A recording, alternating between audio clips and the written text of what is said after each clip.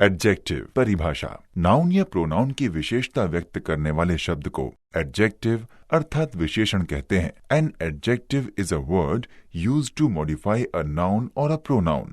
ये गुण, रंग, आकार, संख्या या मात्रा आदि में से किसी से भी संबंधित हो सकती है। उदाहरण के लिए, Ravi is an honest boy. इस वाक्य में एडजेक्टिव है ऑनेस्ट अर्थात ईमानदार, जो वाक्य में उपस्थित नाउन यानी बॉय की विशेषता बता रहा है कि बॉय अर्थात लड़का ईमानदार है और बॉय शब्द का प्रयोग रवि के लिए किया गया है, अतः स्पष्ट है कि रवि ईमानदार है। वैसे तो हिंदी और अंग्रेजी के विशेषणों में काफी समानता है, परंतु अंतर ये है कि जहाँ हिंदी के कुछ विशेषणों के स्वरूप संज्ञा के अनुसार बदलते रहते हैं, वहीं अंग्रेजी के एडजेक्टिव का लिंग या वचन नहीं होता है।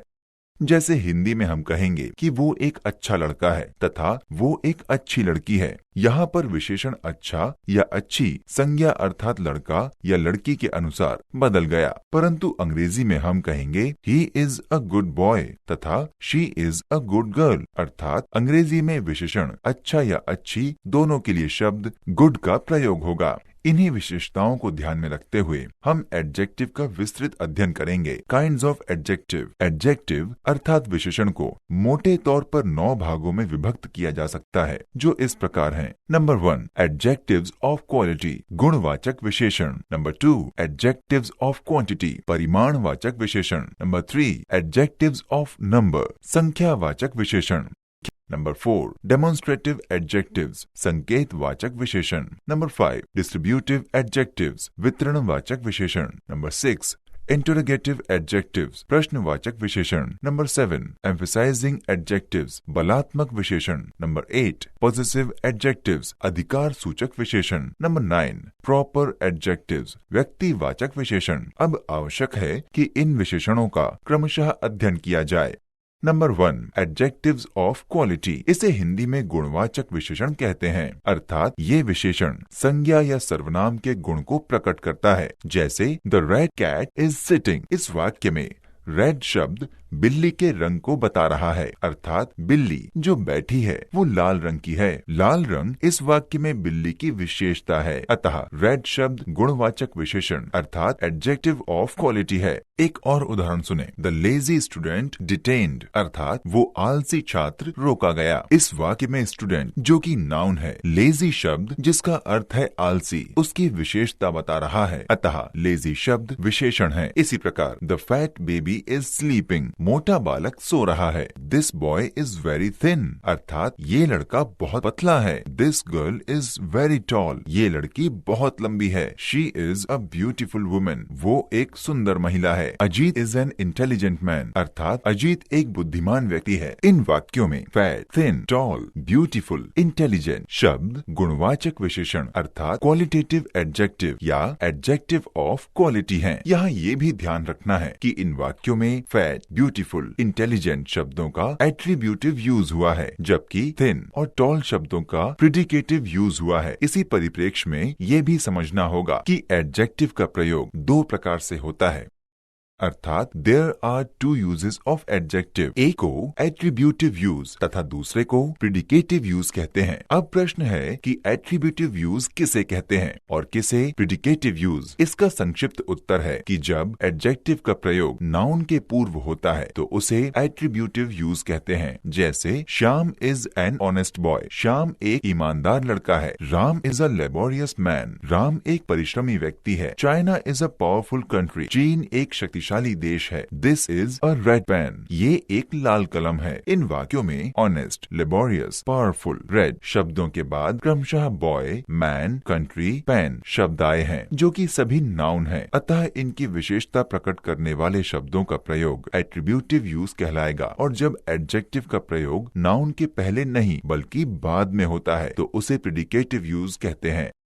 उल्लेखनीय है कि किसी भी वाक्य के मुख्य दो भाग होते हैं, सब्जेक्ट एंड प्रिडिकेट। वाक्य में कर्ता को सब्जेक्ट कहते हैं तथा कर्ता के अलावा शेष शब्दों के समूह को प्रिडिकेट कहते हैं। अतः जब एडजेक्टिव का प्रयोग पूर्व में आए नाउन या प्रोनाउन की विशेषता बताने के लिए प्रिडिकेट भाग में होता है तो उस एडजेक्टिव के प्रयोग को प्रिडिकेटिव यूज कहते हैं। जैसे दिस बुक इज रेड, ये किताब लाल है। इस वाक्य में बुक नाउन है और रेड शब्द इसकी विशेषता बता रहा है। ये रेड शब्द बुक के बाद आया है और प्रिडिकेट वाले भाग में आया है, अतः रेड का प्रिडिकेटिव यूज कहलाएगा। इसी प्रकार एडजेक्टिव के प्रिडिकेटिव यूज को समझने के लिए कुछ और वाक्यों को देखें। जैसे दिस हाउस इज बिग, ये घर बड़ा है। दिस पर्सन इज रिच, ये व्यक्ति धनी है। शीला इज ऑनेस्ट, शीला ईमानदार है। द फ्लावर इज रेड, फूल लाल है। दिस शर्ट इज डर्टी, ये शर्ट गंदी है। इन वाक्यों में बिग, रिच, ऑनेस्ट, रेड आदि विशेषणों के प्रयोग को प्रिडिकेटिव यूज कहा जाएगा। संक्षेप में good, bad, red, green, black, short, tall, ugly, beautiful आदि शब्द गुणवाचक विशेषण अर्थात क्वालिटेटिव एडजेक्टिव हैं। जब इनका प्रयोग नाउन या प्रोनाउन के पूर्व होता है तो वह एट्रीब्यूटिव यूज कहलाता है तथा जब इनका प्रयोग नाउन या प्रोनाउन के बाद प्रिडिकेटिव भाग में किया जाता है तो उसे प्रिडिकेटिव यूज कहते हैं। Number 2, adjectives of quantity. इसे हिंदी में परिमाणवाचक विशेषण कहते हैं।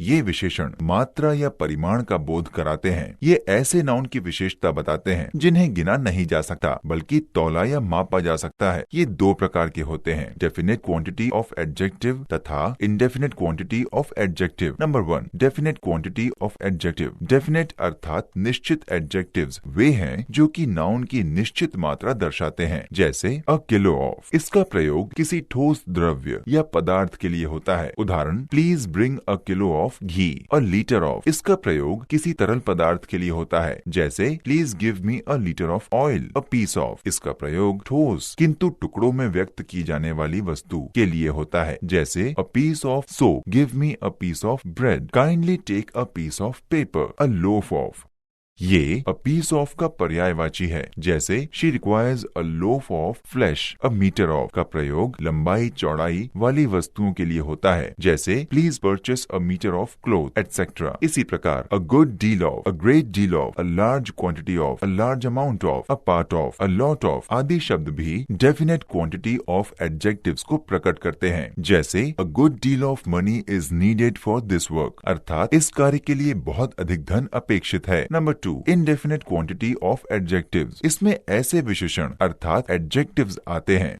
जो किसी नाउन अर्थात संज्ञा की अनिश्चित मात्रा का बोध कराते हैं। जैसे some, no, all, much, little, a little, the little, enough, whole आदि शब्द इनडेफिनेट क्वांटिटी को व्यक्त करते हैं। जैसे there is a little water in the glass, glass में थोड़ा पानी है। शी हैज मच मनी, उसके पास बहुत पैसा है। Please give me some litres of milk, कृपया मुझे कुछ लीटर दूध दीजिए।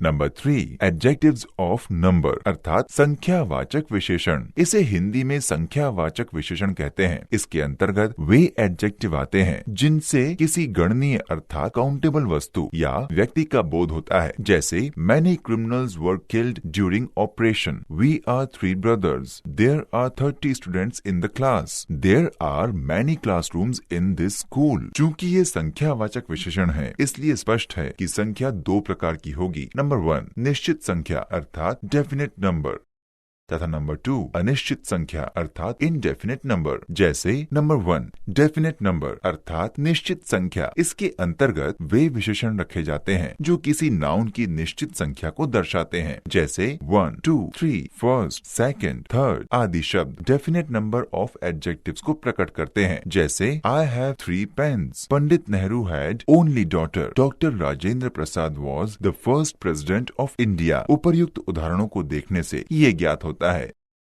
कि डेफिनेट एडजेक्टिव्स दो प्रकार के होते हैं। एक वे जिनसे निश्चित संख्या का बोध होता है तथा दूसरे वे जिनसे निश्चित क्रम का बोध होता है। अतः डेफिनेट एडजेक्टिव्स ऑफ नंबर के दो भेद हैं। नंबर 1, कार्डिनल एडजेक्टिव्स तथा नंबर 2, ऑर्डिनल एडजेक्टिव्स। संक्षेप में इनका अध्ययन भी आवश्यक है। अतः नंबर 1, कार्डिनल एडजेक्टिव्स। इसे हिंदी में निश्चित संख्यावाचक विशेषण कहते हैं। जैसे 1, 2, 3, 4, 5 आदि संख्याएं संख्यावाची विशेषण अर्थात कार्डिनल एडजेक्टिव्स हैं, जैसे she has 3 books, Shyam has 2 bags, have you 2 sisters and 4 brothers. Number 2, ordinal adjectives.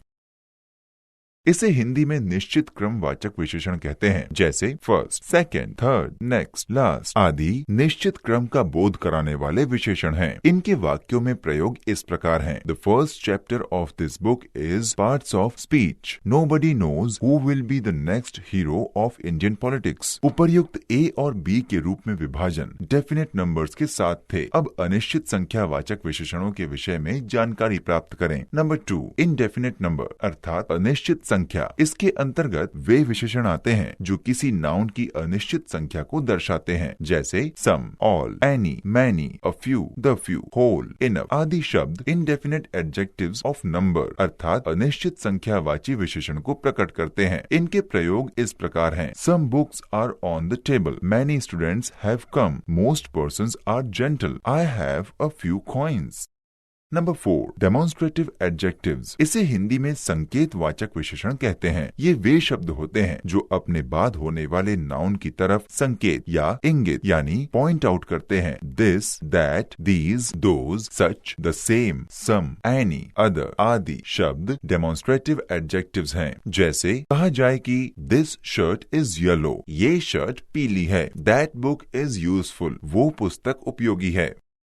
तो यहाँ दिस और दैट क्रमशः शर्ट और बुक की ओर संकेत कर रहे हैं। अतः ये दोनों शब्द डेमोन्स्ट्रेटिव एडजेक्टिव्स हैं, किंतु ध्यान रखना है कि यदि वाक्य में इन्हीं दिस और दैट के बाद नाउन को हटाकर वर्ब रख दें तो यही शब्द डेमोन्स्ट्रेटिव प्रोनाउन बन जाएंगे। जैसे ऊपर के वाक्यों को बदलकर कहें कि this is a yellow shirt, that is a useful book, तो यहाँ यही दिस और दैट डेमोन्स्ट्रेटिव प्रोनाउन है। अब यहाँ ये भी ध्यान रखना है कि डेफिनेट और इनडेफिनेट एडजेक्टिव ऑफ नंबर की तरह डेमोन्स्ट्रेटिव एडजेक्टिव्स को भी डेफिनेट और इनडेफिनेट 2 भागों में विभक्त किया जाता है। दिस, दैट, दीज, दोज, सच आदि शब्द डेफिनेट डेमोन्स्ट्रेटिव एडजेक्टिव को प्रकट करते हैं, जबकि सम, एनी, अदर, सर्टेन, अनदर आदि शब्द इनडेफिनेट डेमोन्स्ट्रेटिव एडजेक्टिव को व्यक्त करते हैं। इनके प्रयोग को कुछ उदाहरणों से देखें, जैसे this book is red, these flowers are white, those dogs are barking, that boy is ugly, these children are innocent, any person was calling you,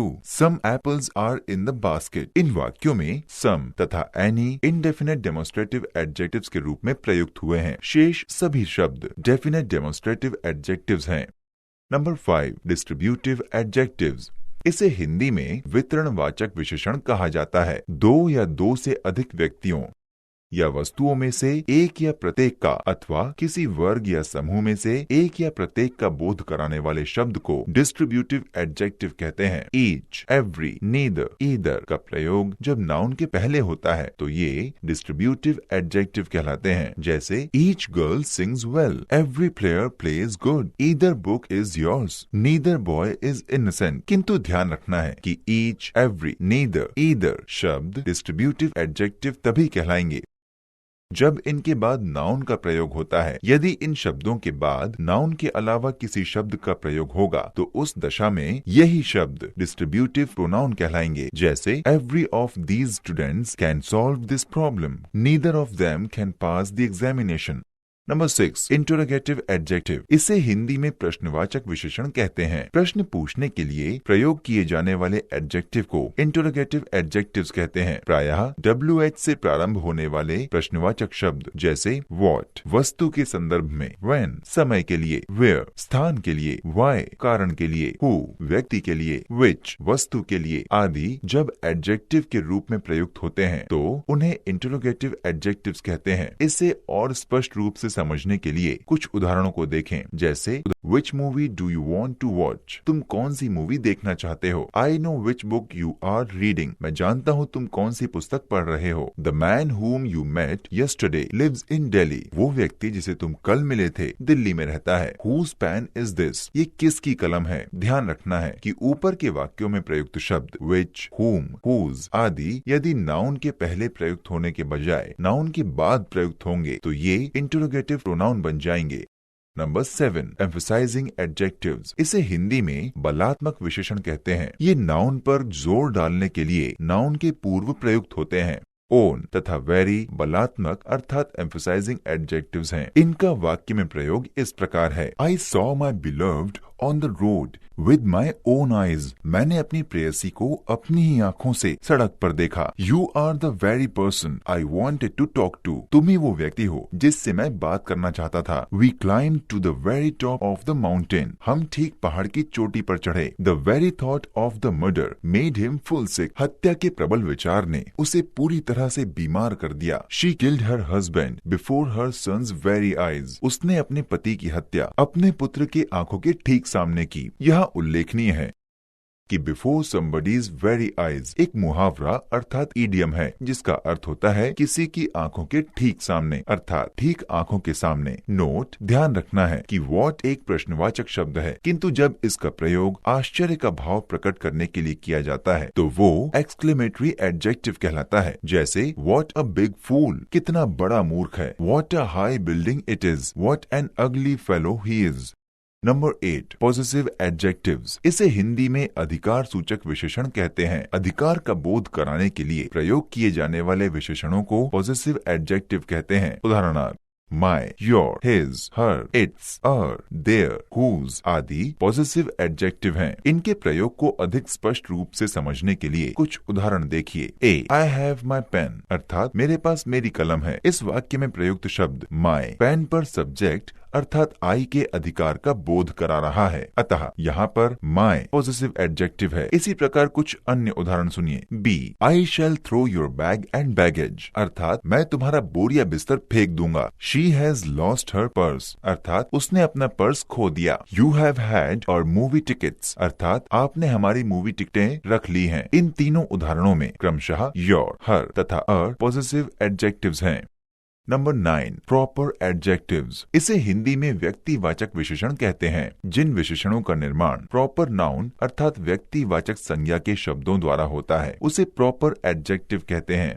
जैसे इजराइल एक प्रॉपर नाउन है क्योंकि ये एक देश का नाम है। इससे निर्मित शब्द इजरायली एक प्रॉपर एडजेक्टिव है जो कि इजराइल देश के निवासी का बोध करा रहा है। इन विशेषणों के प्रयोग को अधिक स्पष्ट रूप से समझने के लिए कुछ उदाहरण सुनिए। American TV sets are not costly. अमेरिकी टीवी सेट्स महंगे नहीं हैं। यद्यपि अमेरिका एक देश का नाम है अतः ये प्रॉपर नाउन है किंतु ये विशेषण के रूप में प्रयुक्त हुआ है अतः ये अमेरिकन शब्द प्रॉपर एडजेक्टिव है। इसी प्रकार कुछ और वाक्यों पर गौर करें। Indian toys are not available nowadays. इन दिनों भारतीय खिलौने उपलब्ध नहीं हैं। Darjeeling tea is very tasty. Darjeeling चाय बड़ी स्वादिष्ट है। इन वाक्यों में इंडियन और दार्जिलिंग शब्द का प्रयोग क्रमशः खिलौने और चाय की विशेषता बताने के लिए किया गया है, इसलिए यहाँ ये प्रॉपर एडजेक्टिव हैं। यद्यपि मूलतः ये शब्द प्रॉपर नाउन है।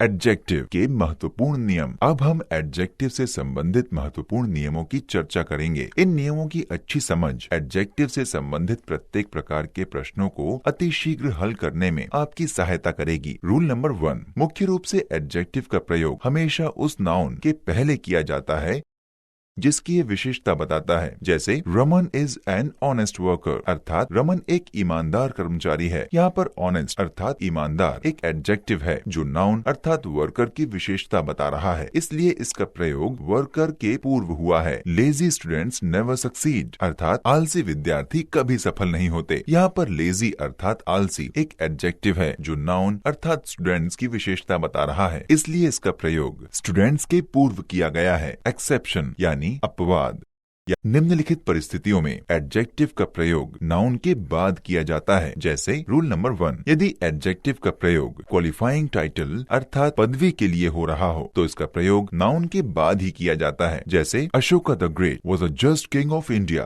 यहाँ पर द ग्रेट अर्थात महान का प्रयोग क्वालिफाइंग टाइटल अर्थात पदवी की तरह से हुआ है, इसलिए इसका प्रयोग वाक्य में आए नाउन अर्थात अशोक के बाद किया गया है। रूल नंबर 2, यदि किसी क्वालिफाइंग फ्रेज से एडजेक्टिव का विस्तार किया गया हो तो ऐसी दशा में एडजेक्टिव को हमेशा नाउन के बाद रखते हैं। जैसे ही is a clerk dishonest in doing his duties अर्थात वो एक क्लर्क है जो अपने कर्तव्यों का ईमानदारी से पालन नहीं करता है। यहाँ पर डिसऑनेस्ट अर्थात बेईमान एक एडजेक्टिव अर्थात विशेषण है।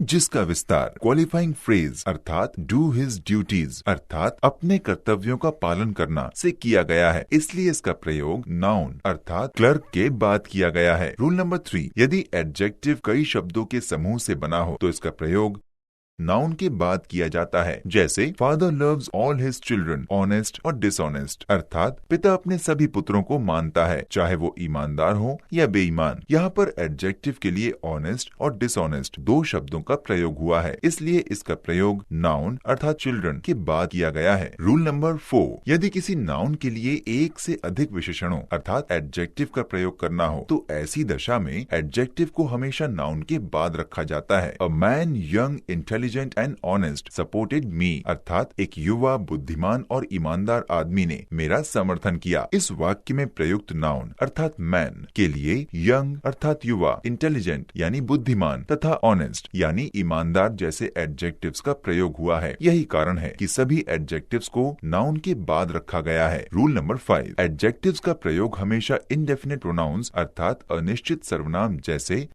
Something, anything, nothing, nobody, somebody, anybody इत्यादि के बाद किया जाता है। जैसे please try to do something new. इस वाक्य में शब्द न्यू अर्थात नया एक विशेषण है, इसलिए इसका प्रयोग समथिंग जो कि इनडेफिनिट प्रोनाउन अर्थात अनिश्चित सर्वनाम है के बाद किया गया है। He has nothing useful for me यानी उसके पास मेरे लिए उपयोगी कुछ नहीं है। इस वाक्य में प्रयुक्त एडजेक्टिव यूजफुल अर्थात उपयोगी का प्रयोग नथिंग अर्थात कुछ नहीं जो कि इनडेफिनिट प्रोनाउन है के बाद किया गया है। रूल नंबर 6, यदि दो एडजेक्टिव्स का प्रयोग किसी नाउन अर्थात संज्ञा की विशेषता प्रकट करने के लिए किया गया हो तो दोनों एडजेक्टिव्स में से एक छोटा तथा एक बड़ा हो तो ऐसी दशा में पहले छोटा फिर बड़ा एडजेक्टिव आएगा। जैसे in my opinion Sangeeta is polite and beautiful अर्थात मेरे ख्याल से संगीता विनम्र और सुंदर है। यहाँ पर संगीता अर्थात नाउन की विशेषता बताने के लिए दो एडजेक्टिव्स पोलाइट यानी विनम्र और ब्यूटीफुल यानी सुंदर का प्रयोग किया गया है। इसमें से पोलाइट में ब्यूटीफुल से कम अक्षर हैं, अतः पहले पोलाइट का प्रयोग हुआ तथा उसके बाद ब्यूटीफुल का प्रयोग हुआ। रूल नंबर 7, ईच का प्रयोग दो या दो से अधिक नाउन्स के साथ किया जाता है, परंतु एवरी का प्रयोग हमेशा दो से अधिक नाउन्स के साथ ही किया जाता है। ध्यान रहे कि इन दोनों का प्रयोग सिर्फ काउंटेबल नाउन्स के साथ ही होता है। Example 1, the 2 boys have each a bag अर्थात दोनों लड़कों के पास बैग हैं। Number 2, the 4 girls have each a scooty अर्थात चारों लड़कियों के पास स्कूटी है। ईच का प्रयोग पहले वाक्य में दो के लिए तथा दूसरे वाक्य में दो से अधिक अर्थात 4 लड़कियों के लिए किया गया है। Example 3, every student should go for a walk यानी प्रत्येक विद्यार्थी को टहलने जाना चाहिए। इस वाक्य में एवरी अर्थात प्रत्येक शब्द का प्रयोग सभी विद्यार्थियों अर्थात 2 से अधिक व्यक्तियों के लिए हुआ है। एवरी का प्रयोग सदैव 2 से अधिक के लिए ही होगा।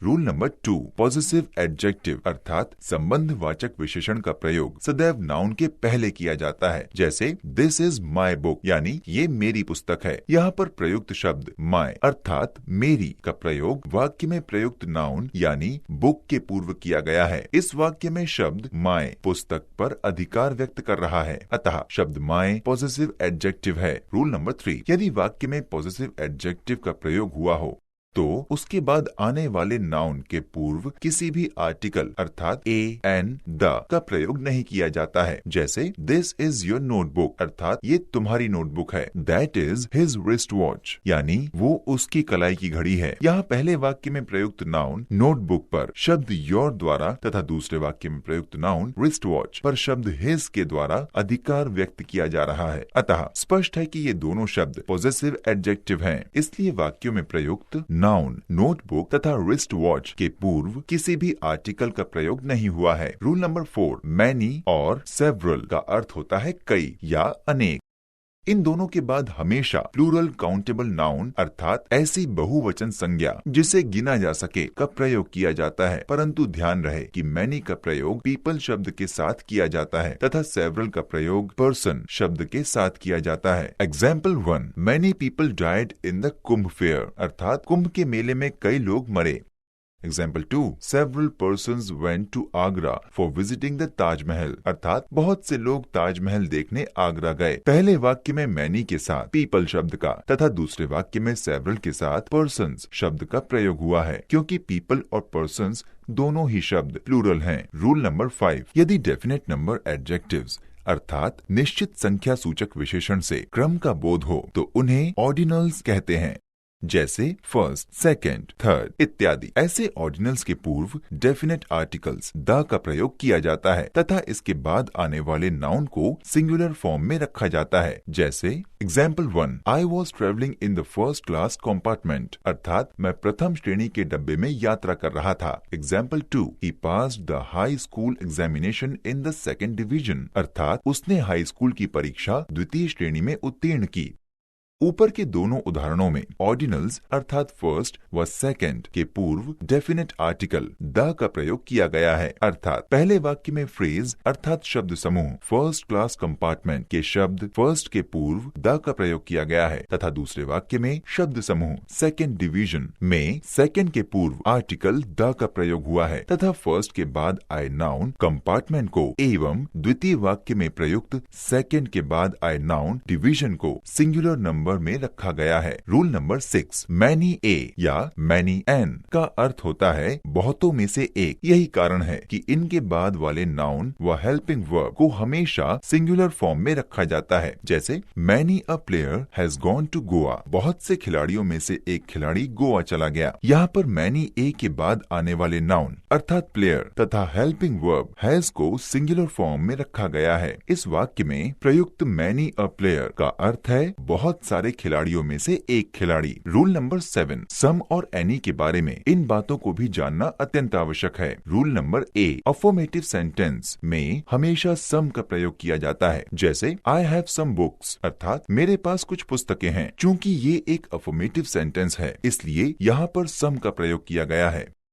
Rule number B, negative sentence में हमेशा एनी का प्रयोग किया जाता है, जैसे I have not any book, अर्थात मेरे पास कोई किताब नहीं है। चूंकि ये एक नेगेटिव सेंटेंस है इसलिए यहाँ पर एनी का प्रयोग किया गया है। नोट, ध्यान रहे कि एनी के पूर्व हमेशा नॉट का प्रयोग किया जाता है, नो का कभी नहीं। दूसरे शब्दों में हम कह सकते हैं कि अंग्रेजी भाषा में नो एनी का प्रयोग नहीं होता, अतः हमेशा नॉट एनी का ही प्रयोग करना चाहिए। Rule number C, interrogative sentence में सम या एनी में से किसी का भी प्रयोग किया जा सकता है, जैसे हैव यू सम बुक्स, यानी क्या तुम्हारे पास कुछ किताबें हैं, या हैव यू एनी बुक, अर्थात क्या तुम्हारे पास कोई किताब है। चूंकि ये दोनों ही वाक्य प्रश्नवाचक हैं अर्थात इंटरोगेटिव हैं, इसलिए इसमें सम या एनी में से स्वेच्छानुसार किसी भी एक का प्रयोग किया जा सकता है। रूल नंबर डी, यदि इंटरोगेटिव सेंटेंस में रिक्वेस्ट का भाव हो तो हमेशा सम का प्रयोग किया जाता है, एनी का कभी नहीं, जैसे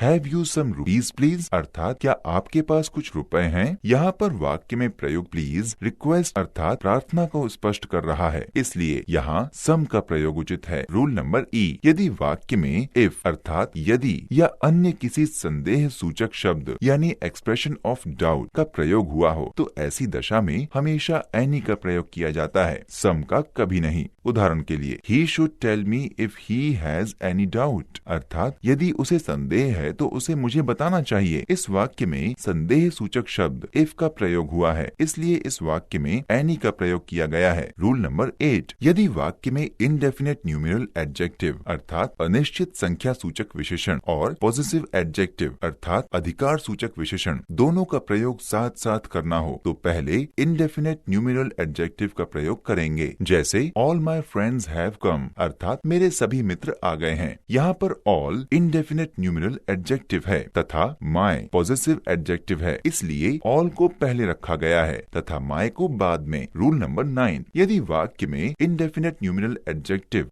अर्थात अनिश्चित संख्या सूचक विशेषण जैसे ऑल, सम, मैनी इत्यादि के बाद नाउन आया हो तो उस नाउन के पूर्व हमेशा डेफिनेट आर्टिकल द का प्रयोग अवश्य किया जाता है, जैसे all the books have lost, यानी सारी पुस्तकें खो गई हैं। यहाँ पर इनडेफिनेट न्यूमेरल एडजेक्टिव अर्थात ऑल के बाद नाउन अर्थात बुक्स का प्रयोग हुआ है, इसलिए बुक्स के पूर्व द का प्रयोग किया गया है। Rule number 10, definite numeral adjective अर्थात निश्चित संख्या सूचक विशेषण जैसे 1, 6, 10 इत्यादि के बाद पर्सन शब्द का प्रयोग किया जाता है तथा इंडेफिनेट न्यूमेरल एडजेक्टिव अर्थात अनिश्चित संख्या सूचक विशेषण जैसे ऑल, सम, मैनी इत्यादि के बाद पीपल शब्द का प्रयोग किया जाता है जैसे many people assembled in the किसान मेला अर्थात किसान मेला में बहुत से लोग इकट्ठा हुए। 6 persons died in a road accident अर्थात एक सड़क दुर्घटना में 6 व्यक्ति मरे। यहाँ पर पहले वाक्य में इंडेफिनेट न्यूमेरल एडजेक्टिव यानी मैनी का प्रयोग हुआ है, इसलिए उसके साथ पीपल शब्द का प्रयोग किया गया है तथा दूसरे वाक्य में डेफिनेट न्यूमेरल एडजेक्टिव का प्रयोग हुआ है यानी 6 का, इसलिए इसके साथ पर्सन्स का प्रयोग किया गया है। Rule number 11 each, every, neither, either, none, nobody, somebody, anybody, everybody इत्यादि सिंगुलर होते हैं, इसलिए इनके बाद helping verb, main verb, possessive form तथा ऑब्जेक्ट को हमेशा सिंगुलर फॉर्म में रखा जाता है। जैसे example 1 everything depends on God अर्थात सब कुछ भगवान पर निर्भर करता है। Example 2 nobody wants to die अर्थात कोई मरना नहीं चाहता। प्रथम वाक्य में प्रयुक्त एवरीथिंग तथा द्वितीय वाक्य में प्रयुक्त नोबडी दोनों सिंगुलर नंबर हैं, इसलिए दोनों के बाद सिंगुलर मेन वर्ब डिपेंड्स और वांट्स का प्रयोग किया गया है। रूल नंबर 12 कभी कभी एडजेक्टिव का प्रयोग नाउन की तरह से भी किया जाता है। ध्यान रहे कि ऐसे नाउन का प्लूरल बनाने के लिए इनके पहले डेफिनेट आर्टिकल द का प्रयोग किया जाता है अर्थात इनके अंत में एस या ईएस नहीं जोड़ा जाता। इस नियम को अच्छी तरह समझने के लिए ध्यान दें।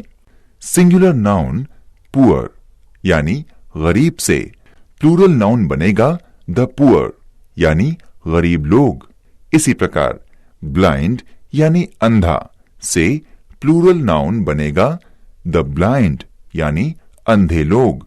रिच यानी धनी से प्लूरल नाउन बनेगा द रिच यानी धनी लोग। टिमिड यानी डरपोक से प्लूरल नाउन बनेगा द टिमिड यानी डरपोक लोग।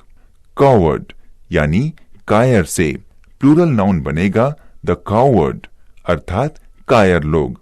इंग्लिश यानी अंग्रेज से प्लूरल नाउन बनेगा द इंग्लिश यानी अंग्रेज लोग। इस नियम के कुछ उदाहरण सुने। Example 1 we should help the poor अर्थात हमें गरीबों की मदद करनी चाहिए। Example 2 do not ignore the blind अर्थात अंधे लोगों को अनदेखा मत करो। यहाँ पर पहले वाक्य में पुअर शब्द का तथा दूसरे वाक्य में ब्लाइंड शब्द का प्रयोग नाउन की तरह से किया गया है, जबकि दोनों ही शब्द मूल रूप से एडजेक्टिव हैं। यही कारण है कि नाउन की तरह प्रयोग होने पर दोनों शब्दों का प्लूरल बनाने के लिए उनके पूर्व डेफिनेट आर्टिकल द का प्रयोग किया गया है। रूल नंबर 13 फ्यू और लिटिल से संबंधित नियम। फ्यू और लिटिल को अर्थ के अनुसार 3 भागों में विभाजित किया गया है। सर्वप्रथम इनके तीनों भागों को अर्थ सहित समझकर इनके प्रयोग के अंतर को जान लें। सारी बातों को भली भांति समझने के लिए विशेष ध्यान देने की आवश्यकता है। फ्यू अर्थात कुछ नहीं, अ फ्यू अर्थात कुछ तथा द फ्यू अर्थात जो कुछ थोड़ा बहुत। ठीक उसी प्रकार लिटिल अर्थात कुछ नहीं, अ लिटिल अर्थात कुछ तथा द लिटिल अर्थात जो कुछ थोड़ा बहुत। अतः स्पष्ट है कि फ्यू और लिटिल का अर्थ होता है कुछ नहीं, अ फ्यू और अ लिटिल का अर्थ होता है कुछ तथा द फ्यू और द लिटिल का अर्थ होता है जो कुछ थोड़ा बहुत। दोनों के प्रयोग में अंतर ये है कि फ्यू का प्रयोग काउंटेबल नाउन के लिए किया जाता है, जबकि लिटिल का प्रयोग अनकाउंटेबल नाउन के लिए किया जाता है। इन नियमों पर आधारित प्रश्नों को हल करने के लिए आप 2 बातों पर ध्यान दें। पहली बात यह है कि सेंटेंस अफर्मेटिव है या नेगेटिव तथा दूसरी बात यह है कि वाक्य में बात काउंटेबल नाउन की हो रही है या अनकाउंटेबल नाउन की। यहाँ पर आप काउंटेबल नाउन को पहचानने का तरीका जान लें कि यदि नाउन का प्लूरल अंत में एस लगाकर बनाया गया है तो समझना चाहिए कि बात काउंटेबल नाउन की हो रही है, अन्यथा ये समझना चाहिए की बात अनकाउंटेबल नाउन की हो रही है। फ्यू, अ फ्यू तथा लिटिल, अ लिटिल के नियमों पर आधारित प्रश्नों को हल करते समय ध्यान रखें कि यदि सेंटेंस अफर्मेटिव है और बात काउंटेबल नाउन की हो रही है तो अ फ्यू का प्रयोग करना चाहिए। यदि बात अनकाउंटेबल नाउन की हो रही है तो अ लिटिल का प्रयोग किया जाएगा। यदि सेंटेंस नेगेटिव है और बात काउंटेबल नाउन की हो रही है तो सिर्फ फ्यू का प्रयोग करना चाहिए, और यदि बात अनकाउंटेबल नाउन की हो तो सिर्फ लिटिल का प्रयोग किया जाएगा। द फ्यू तथा द लिटिल पर आधारित प्रश्नों को हिंदी अर्थ के माध्यम से ही हल किया जा सकता है। इन नियमों पर आधारित कुछ उदाहरण सुने। आई हैव फ्यू बुक्स अर्थात मेरे पास कोई भी पुस्तक नहीं है। I have a few books अर्थात मेरे पास कुछ पुस्तकें हैं। I gave him the few books I had, मेरे पास जो कुछ किताबें थी मैंने उसको दे दी। There is little hope of help, सहायता की कोई उम्मीद नहीं है। There is a little ink in his pen, उसके पेन में नाम मात्र की इंक है। He gave me the little milk he had, जो कुछ थोड़ा बहुत दूध उसके पास था उसने मुझे दे दिया। यहां पर शुरू के 3 उदाहरणों में काउंटेबल नाउन बुक की बात हो रही है, इसलिए क्रमशः फ्यू, अ फ्यू और द फ्यू का प्रयोग किया गया है। शेष 3 उदाहरणों में अनकाउंटेबल नाउन होप, इंक और मिल्क की बात हो रही है, इसलिए क्रमशः लिटिल, अ लिटिल और द लिटिल का प्रयोग किया गया है। पहले वाक्य में फ्यू बुक्स का अर्थ है एक भी पुस्तक नहीं। दूसरे वाक्य में अ फ्यू बुक्स से कुछ पुस्तकों के होने का भाव मिलता है, तथा तीसरे वाक्य में द फ्यू बुक्स का अर्थ है जो कुछ थोड़ी बहुत पुस्तकें। चौथे वाक्य में लिटिल होप का अर्थ है जरा भी आशा नहीं। पांचवें वाक्य में अ लिटिल इंक का अर्थ है कुछ स्याही, तथा अंतिम वाक्य में द लिटिल मिल्क का अर्थ है जो कुछ थोड़ा बहुत दूध। यदि आप प्रश्न का हिंदी रूपांतरण करने में सक्षम हैं, तो अर्थ के आधार पर प्रश्नों को तत्काल हल कर सकते हैं। अन्यथा दिए गए सुझावों पर अमल करने से भी प्रश्नों को कम समय में हल करने में सरलता होगी। डिग्री ऑफ एडजेक्टिव्स, किसी भी व्यक्ति या वस्तु में गुण या दोष की अवस्था होने या न होने की जानकारी हमें एडजेक्टिव के माध्यम से होती है, परंतु गुण या दोष की अवस्था की मात्रा की जानकारी हमें डिग्री के माध्यम से होती है। किसी भी व्यक्ति या वस्तु के गुण या दोष की 3 अवस्थाएं बताई गई हैं। इन्हीं तीनों अवस्थाओं को 3 प्रकार की डिग्री के नाम से जाना जाता है। नंबर 1 पॉजिटिव डिग्री अर्थात पहली अवस्था। नंबर 2 कंपैरेटिव डिग्री अर्थात दूसरी अवस्था, इसे तुलना करने वाली अवस्था भी कहते हैं। नंबर 3 सुपरलेटिव डिग्री अर्थात तीसरी अवस्था, जो सर्वोत्कृष्ट अवस्था होती है। नोट, तीनों अवस्थाओं का स्वरूप इस प्रकार हो सकता है। उदाहरण के लिए गुड यानी अच्छा, ये गुड की पहली अवस्था अर्थात पॉजिटिव डिग्री है, एवं गुड की दूसरी अवस्था अर्थात कंपैरेटिव डिग्री बेटर यानी उससे अच्छा होगी, तथा गुड की तीसरी अवस्था यानी सुपरलेटिव डिग्री बेस्ट अर्थात सबसे अच्छा होगी। इसी प्रकार बैड अर्थात बुरा की तीनों अवस्थाएं क्रमशः होंगी बैड अर्थात बुरा, वर्स अर्थात उससे बुरा, तथा वर्स्ट अर्थात सबसे बुरा होगी। आइए अब एडजेक्टिव के तीनों प्रकार की डिग्री का क्रमशः अध्ययन करते हैं। पॉजिटिव डिग्री, एडजेक्टिव की मूल अवस्था को ही पॉजिटिव डिग्री कहते हैं। अतः स्पष्ट है कि पॉजिटिव डिग्री के द्वारा गुण या दोष की मात्रा की जानकारी नहीं प्राप्त होती है। यही कारण है कि पॉजिटिव डिग्री के माध्यम से व्यक्तियों या वस्तुओं के गुणों व दोषों की तुलना नहीं की जा सकती है, वरन समानता का भाव प्रकट किया जा सकता है। उदाहरण के लिए राम इज ब्रेव यानी राम बहादुर है। इस वाक्य में प्रयुक्त एडजेक्टिव ब्रेव यानी बहादुर राम की बहादुरी के गुण को प्रदर्शित कर रहा है। Ram is as brave as Shyam अर्थात राम भी श्याम जितना बहादुर है।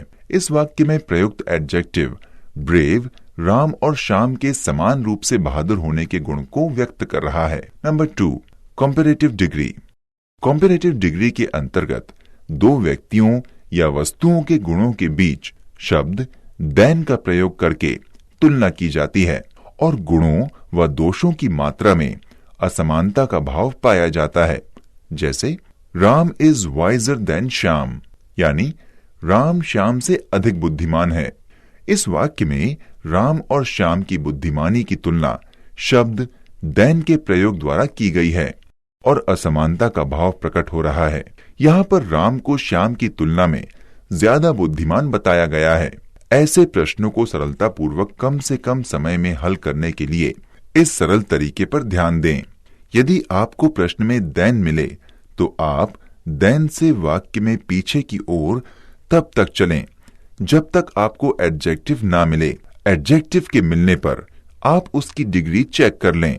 देन होने के कारण एडजेक्टिव को कंपैरेटिव डिग्री में होना चाहिए। यदि एडजेक्टिव कंपैरेटिव डिग्री में नहीं है तो स्पष्ट है कि प्रश्न के उसी भाग में त्रुटि है, अन्यथा आपका प्रश्न नो एरर है। परंतु ध्यान रहे कि जिस वाक्य में नो सूनर शब्द समूह का प्रयोग हो उस वाक्य में ये नियम लागू नहीं होगा। रूल नंबर बी, यदि दो व्यक्तियों या वस्तुओं के गुणों के बीच तुलना की जाए और गुणों में समानता पाई जाए तो ऐसी दशा में सर्वप्रथम एज का प्रयोग होगा, उसके बाद एडजेक्टिव की पॉजिटिव डिग्री का प्रयोग होगा और उसके बाद पुनः एज का प्रयोग होगा। उदाहरण के लिए, Ram is as tall as Shyam, यानी राम श्याम के जितना लंबा है। यहाँ राम और श्याम की लंबाई को समान अर्थात बराबर बताया गया है, अर्थात राम उतना ही लंबा है जितना श्याम है। ध्यान रखें कि इस प्रकार के वाक्यों को नेगेटिव यानी नकारात्मक बनाते समय पहले वाले एज को सो में परिवर्तित करते हैं। उदाहरण के लिए, Ram is as tall as Shyam का नेगेटिव यानी नकारात्मक वाक्य होगा Ram is not so tall as Shyam, अर्थात राम उतना लंबा नहीं है जितना कि श्याम। ये वाक्य नेगेटिव है, इसलिए यहाँ सो टॉल एज का प्रयोग किया गया है। रूल नंबर सी, यदि किसी व्यक्ति या वस्तु की तुलना उससे संबंधित पूरे समूह से करनी हो, पूरे समूह, तो देन के बाद आने वाले नाउन के पूर्व ऑल अदर का प्रयोग किया जाता है। जैसे dog is more faithful than all other animals, यानी कुत्ता अन्य सभी जानवरों से अधिक वफादार होता है। यहाँ पर डॉग की तुलना पूरे एनिमल्स के समूह से की गई है, इसलिए देन के बाद आने वाले नाउन अर्थात एनिमल्स से पूर्व ऑल अदर का प्रयोग किया गया है। रूल नंबर डी, यदि किसी व्यक्ति या वस्तु की तुलना दूसरे स्थान के उसी व्यक्ति या वस्तु से करनी हो तो उस व्यक्ति या वस्तु का नाम वाक्य में स्पष्ट रूप से आना चाहिए। जैसे the students of Krishna coaching are better than the students of Vandana coaching, अर्थात कृष्णा कोचिंग के विद्यार्थी वंदना कोचिंग के विद्यार्थियों से अच्छे हैं। यहाँ पर कृष्णा कोचिंग के स्टूडेंट्स की तुलना वंदना कोचिंग के स्टूडेंट्स से की गई है, इसलिए दोनों ही कोचिंग्स के साथ स्टूडेंट्स शब्द का प्रयोग किया गया है। नोट, यदि रेपिटेशन ऑफ वर्ड यानी वाक्य में एक ही शब्द का एक से अधिक बार प्रयोग करने के दोष से बचना चाहें तो जहां पर तुलना की जाने वाले व्यक्ति या वस्तु का नाम दोबारा प्रयोग करना हो वहां पर उसके नाम के स्थान पर दैट का प्रयोग कर सकते हैं। जैसे the students of Krishna coaching are better than that of Vandana coaching. यहाँ पर वाक्य में जहां स्टूडेंट्स शब्द का प्रयोग दोबारा करना था उसके स्थान पर दैट का प्रयोग किया गया है। रूल नंबर ई, यदि कंपैरेटिव डिग्री के एडजेक्टिव के पूर्व डेफिनेट आर्टिकल द का प्रयोग हुआ हो तो उसके बाद हमेशा ऑफ द टू का प्रयोग करना चाहिए। जैसे Ram is the wiser of the two, अर्थात राम दो बुद्धिमानों में से एक है। यहाँ पर कंपैरेटिव डिग्री के एडजेक्टिव अर्थात वाइजर के पूर्व डेफिनेट आर्टिकल द का प्रयोग हुआ है, इसलिए इसके बाद ऑफ द टू का प्रयोग किया गया है। Rule number F, Latin comparative. कुछ एडजेक्टिव ऐसे हैं जो लैटिन भाषा से लिए गए हैं, इसलिए इन्हें लैटिन कंपैरेटिव के नाम से जाना जाता है।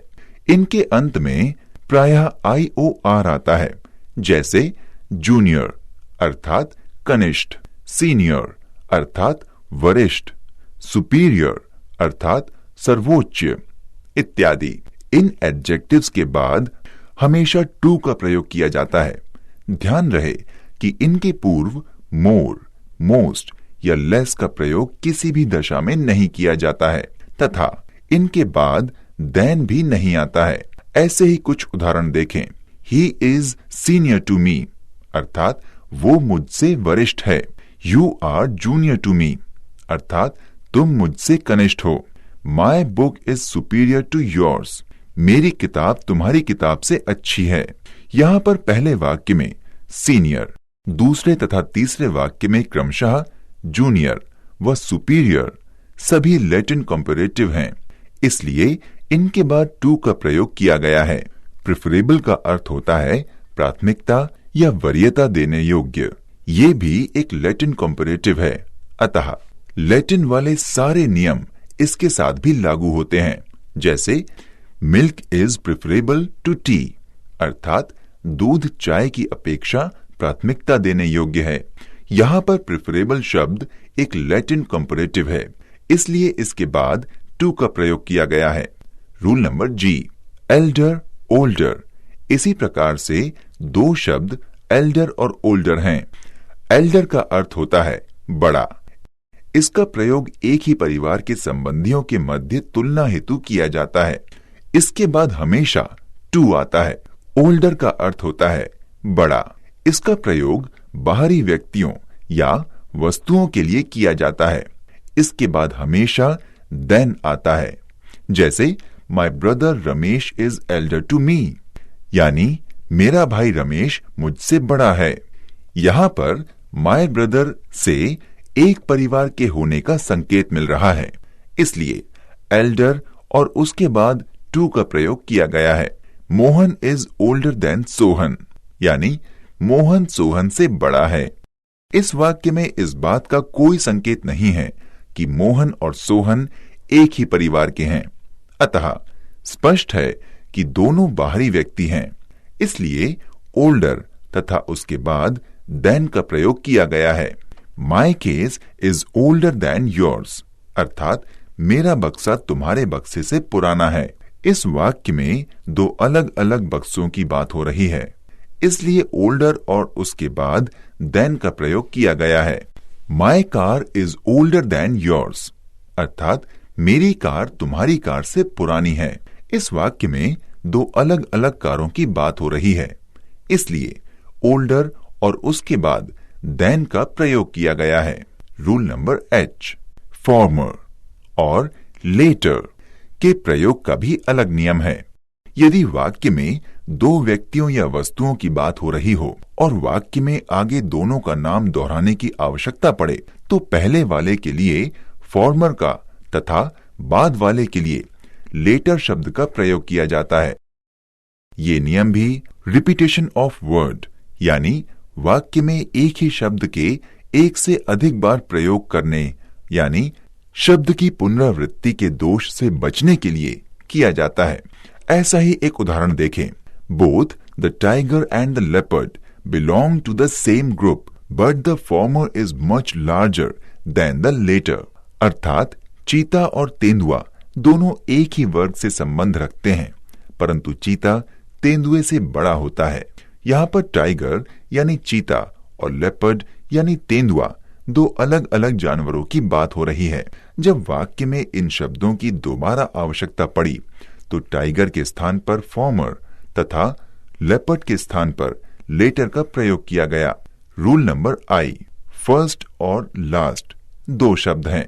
यदि वाक्य में दो से अधिक व्यक्तियों या वस्तुओं की बात हो रही हो तो ऐसी दशा में यदि शब्दों को दोहराने की आवश्यकता पड़े, पहले के लिए फर्स्ट तथा अंतिम के लिए लास्ट शब्द का प्रयोग करते हैं, जैसे the last of the 6 swimmers bag the first prize, यानी 6 तैराकों में से अंतिम तैराक को प्रथम स्थान मिला। यहाँ पर 6 स्विमर्स में से अंतिम वाले की बात हो रही है, इसलिए लास्ट शब्द का प्रयोग किया गया है। रूल नंबर जे, फार्दर और फर्दर। शब्दों के प्रयोग हेतु नियम।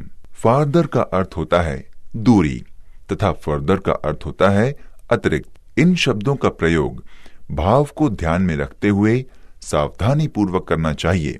जैसे He refused to move an inch farther, यानी उसने 1 इंच भी बढ़ने से मना कर दिया। I was waiting for further details about the accident, यानी मैं दुर्घटना की अतिरिक्त जानकारी के लिए इंतजार कर रहा था। यहाँ पर पहले वाक्य में दूरी की बात हो रही है तथा दूसरे वाक्य में दुर्घटना की अतिरिक्त जानकारी के संदर्भ में उल्लेख हुआ है, इसलिए पहले वाक्य में फार्दर तथा दूसरे वाक्य में फर्दर का प्रयोग किया गया है। नंबर 3, सुपरलेटिव डिग्री यानी तृतीय या सर्वोत्कृष्ट अवस्था।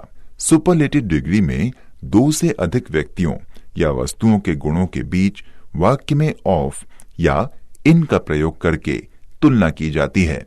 यदि वाक्य में किसी प्लेस यानी स्थान की बात हो रही हो तो इन का प्रयोग करके तुलना की जाती है, अन्यथा ऑफ का प्रयोग करके तुलना की जाती है। सुपरलेटिव डिग्री के एडजेक्टिव के पूर्व डेफिनेट आर्टिकल द का प्रयोग अवश्य किया जाता है। जैसे mister Natwarlal is the cleverest man in India, यानी मिस्टर नटवरलाल भारत में सबसे चालाक व्यक्ति हैं। इस वाक्य में व्यक्ति अर्थात नटवरलाल की तुलना पूरे भारत के लोगों से की गई है, इसलिए ये शब्द क्लेवर यानी चालाक की तुलना सुपरलेटिव डिग्री के एडजेक्टिव यानी क्लेवरेस्ट अर्थात सबसे चालाक के द्वारा हुई है और क्लेवरेस्ट के पूर्व द का प्रयोग हुआ है। चूंकि वाक्य में इंडिया यानी प्लेस की बात हुई है, इसलिए तुलना इन के माध्यम से की गई है। Ravi is the tallest boy of my friend circle, यानी रवि मेरे सभी दोस्तों में सबसे लंबा है। यहाँ पर प्लेस की बात नहीं हुई है, इसलिए तुलना के लिए वाक्य में ऑफ का प्रयोग हुआ है। Degree less adjective.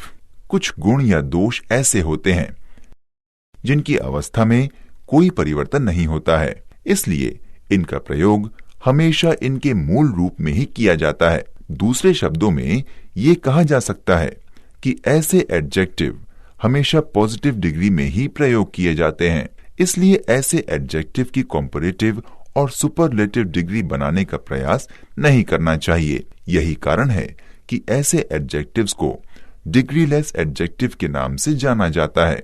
ध्यान रहे कि डिग्रीलेस होने के कारण ऐसे एडजेक्टिव्स के पूर्व किसी भी दशा में मोर, मोस्ट या लेस का प्रयोग नहीं किया जाता है।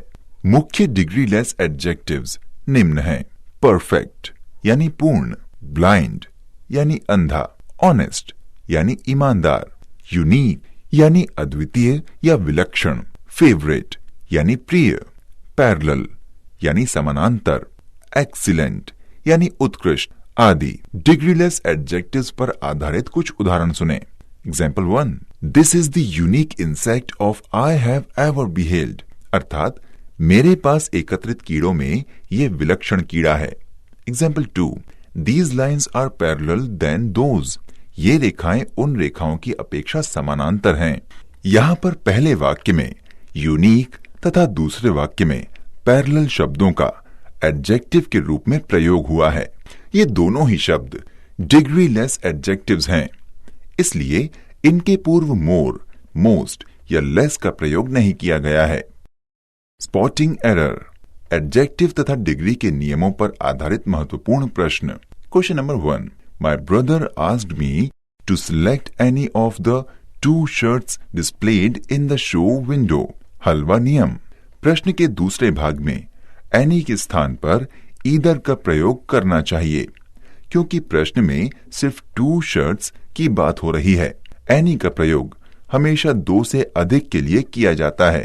Question number 2, There were 3 men suspected of the crime, but none of them confessed their guilt. हलवा नियम। प्रश्न के चौथे भाग में देयर के स्थान पर हिज का प्रयोग करना चाहिए, क्योंकि नन सिंगुलर होता है, इसलिए इसके बाद हेल्पिंग वर्ब यानी सहायक क्रिया, मेन वर्ब यानी मुख्य क्रिया, पॉसेसिव फॉर्म अर्थात संबंध सूचक शब्द, ऑब्जेक्ट अर्थात कर्म को हमेशा सिंगुलर फॉर्म में प्रयोग करना चाहिए। Question number 3, each of the students have brought his identity card. हलवा नियम। प्रश्न के दूसरे भाग में हैव के स्थान पर हैज का प्रयोग करना चाहिए, क्योंकि ईच का प्रयोग सिंगुलर फॉर्म में किया जाता है, इसलिए इसके बाद सिंगुलर हेल्पिंग वर्ब का प्रयोग करना उचित है।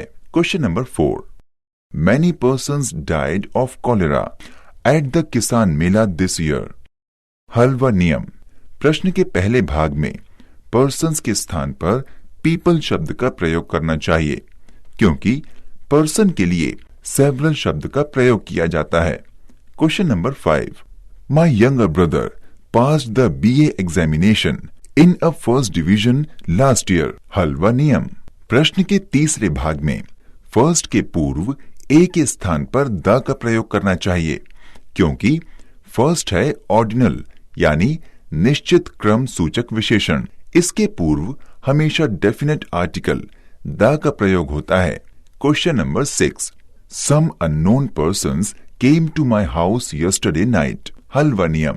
प्रश्न के दूसरे भाग में पर्सन्स के स्थान पर पीपल शब्द का प्रयोग करना चाहिए, क्योंकि सम है इंडेफिनेट न्यूमेरल एडजेक्टिव यानी अनिश्चित संख्या सूचक विशेषण। इसके साथ हमेशा पीपल शब्द का प्रयोग होता है। Question number 7, all players have gone to Pakistan for final match. हलवा नियम। प्रश्न के पहले भाग में प्लेयर्स शब्द के पहले द का प्रयोग करना चाहिए, क्योंकि यदि इंडेफिनेट न्यूमेरल एडजेक्टिव यानी अनिश्चित संख्या सूचक विशेषण के बाद नाउन आया हो तो उस नाउन के पूर्व डेफिनेट आर्टिकल द का प्रयोग अवश्य किया जाता है। Question number 8, the student could not write because there was a little ink in his pen. हलवा नियम। प्रश्न के तीसरे भाग में लिटिल शब्द के पूर्व ए का प्रयोग नहीं करना चाहिए, क्योंकि ये एक नेगेटिव यानी नकारात्मक वाक्य है। अतः ऐसे वाक्यों में नियमानुसार सिर्फ अ लिटिल के बजाय लिटिल का प्रयोग किया जाता है। Question number 9, many a man have read these books and been inspired by them.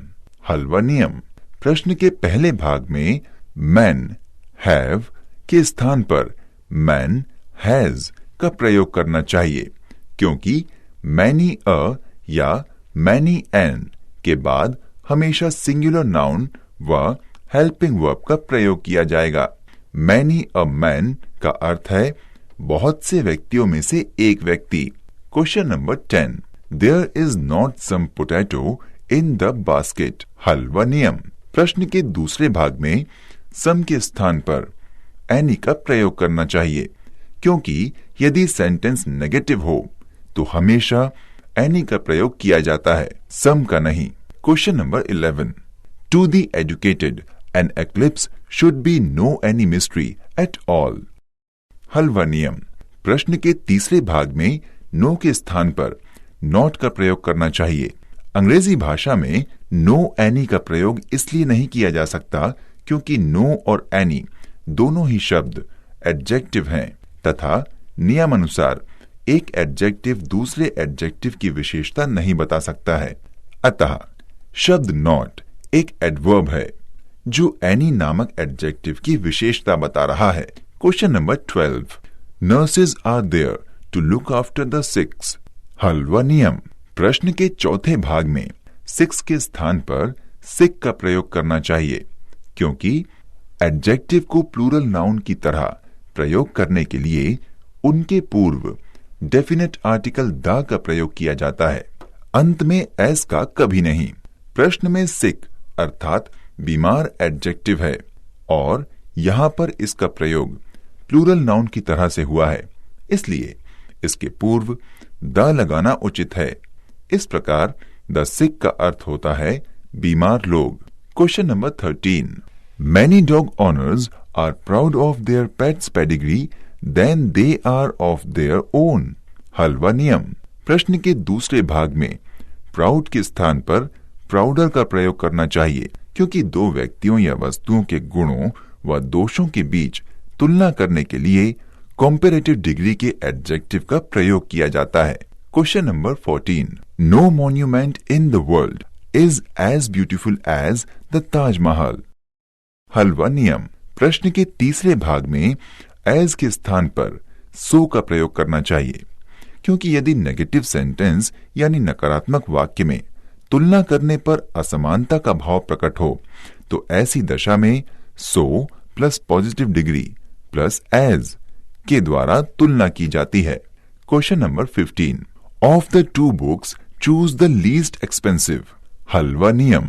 प्रश्न के तीसरे भाग में लीस्ट के स्थान पर लेस का प्रयोग करना चाहिए, क्योंकि प्रश्न में ऑफ द टू आया है और ये तभी आता है जब कंपैरेटिव डिग्री के एडजेक्टिव के पूर्व डेफिनेट आर्टिकल द का प्रयोग हुआ हो। Question number 16। दो he is given the charge he may not like to continue as he is junior than all his colleagues। हलवा नियम।